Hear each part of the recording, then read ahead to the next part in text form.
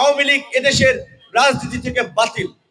সেই বাতিল মালকে আর ফিরিয়ে আনার কেউ চেষ্টা করবেন না। সরকারকে আমরা জানিয়েছি, রাজনৈতিক দলগুলো রাজনীতি একটা জনসেবা, রাজনীতি পয়সা কামানোর হাতিয়ার না, রাজনীতি কোনো ব্যবসা না। রাজনীতি যদি নিজের ঘরের খেয়ে পরের মোষ তাড়াতে পারেন তাহলে তারা রাজনীতি করবে।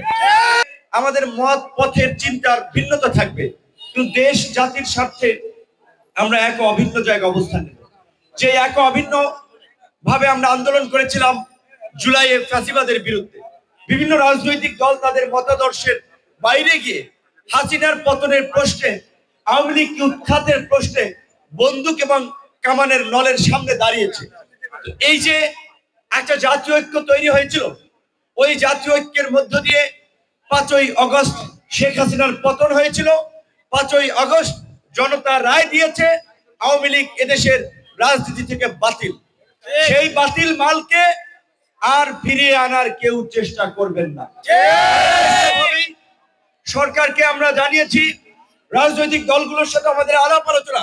বাংলাদেশে অনেক রাজনৈতিক দল আছে, এখনো প্রায় 50টির নিবন্ধিত রাজনৈতিক দল আছে। কাজে একটা আওয়ামী লীগ না থাকলে এই দেশের কিছু হবে না। আওয়ামী লীগ ঐতিহাসিক ভাবে একটা ফ্যাসিস্ট রাজনৈতিক দল, একটা স্বৈরাচারী রাজনৈতিক দল। সেটা দেশ স্বাধীনের পরে 72 থেকে 75-এ আমাদের যারা তরুণ তারা হয়তো অনেকে দেখেন নাই, কিন্তু বই পুস্তক ইতিহাসের পাতায় সেই বর্বরতা লিপিবদ্ধ আছে।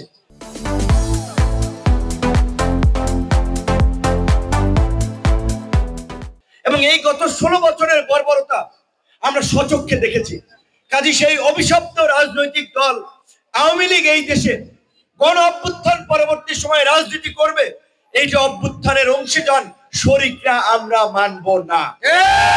তাই এখানে বিভিন্ন রাজনৈতিক দলের নেতৃবৃন্দ যারা আছেন তাদেরকে আমরা অনুরোধ করব, আপনাদের জায়গা থেকে এইভাবেই শক্তভাবে আওয়ামী লীগকে প্রতিহত করার জন্য আমাদেরকে আওয়াজ তুলতে হবে।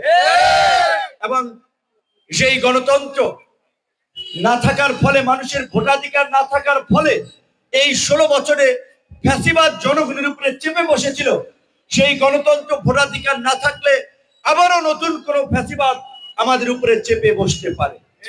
সেই জায়গা থেকে স্বাভাবিকভাবেই আমরা মনে করি, আমরা যে রাষ্ট্রের সংস্কারের কথা বলছি, বাংলাদেশে একটা অবাধ সুষ্ঠু নিরপেক্ষ নির্বাচনের মাধ্যমে গণতন্ত্রের প্রাতিষ্ঠানিক রূপদান কিংবা গণতন্ত্রের পথে যাত্রা, এইটা রাষ্ট্র সংস্কারেরই একটা অংশ। কাজেই যত দ্রুত সম্ভব একটা নির্বাচনের মধ্যে দিয়েই এই সংকটের উত্তরণ। এবং যেহেতু এখানে বিভিন্ন রাজনৈতিক দলের ভাইরা আছেন, স্বাভাবিকভাবেই 16 বছরে আপনারা নানাভাবে ক্ষতিগ্রস্ত হয়েছে। এই চাঁদপুরে এই বালু খেকো সেলিম থেকে ভূমিদস্যু, বিভিন্ন দখলবাজ, চাঁদাবাজ, জুলুমকারী, তাদের অত্যাচারে আপনারা অতিষ্ঠ ছিলেন। কাজে আজকে মানুষ যেন আবার আমাদের মধ্যে, আমাদের বলতে আমরা সকল এই অভ্যুত্থানের অংশীদাররা বলছি, আমাদের মধ্যে ওই আওয়ামী লীগের কোন অপকর্মের আমাদের মধ্যে যেন খুঁজে না পায়। মানুষ যেন না বলতে পারে আগেই ভালো ছিলাম, এই কথাটি যেন মানুষ না বলতে পারে। আমাদের সেটি মনের মগজে মনে রাখতে হবে। আমাদের আচরণে, আমাদের কর্মকাণ্ডে মানুষ যেন কষ্ট না পায়, মানুষ যেন ভুক্তভোগী না হয়। রাজনীতি একটা জনসেবা, রাজনীতি পয়সা কামানোর হাতিয়ার না, রাজনীতি কোনো ব্যবসা না। রাজনীতি যদি নিজের ঘরের খেয়ে পরের মোষ তাড়াতে পারেন তাহলে তারা রাজনীতি করবে।